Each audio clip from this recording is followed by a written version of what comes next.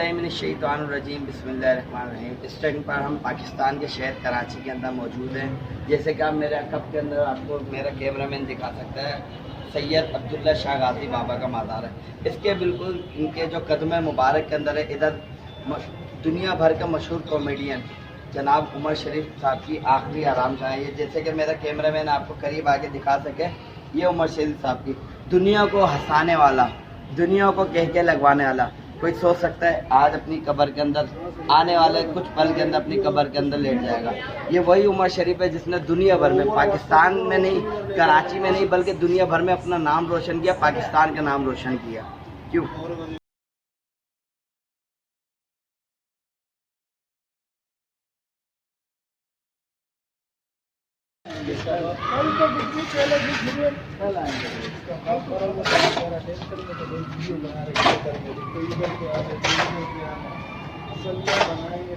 Media बहुत आएगा, कल ये सारे अदाकार भी आएंगे, कल सिर्फ और सिर्फ उनके घर वाले इधर अंदर होंगे, सिर्फ मीडिया होगा, मीडिया इधर खड़ा है। हम लोग कहाँ कर रहे हैं, तुम अंदर ही हो, तुम लोग वो एक रास्ता होगा, ये वाली सीधी चलिए जो वहाँ से देखो पूरा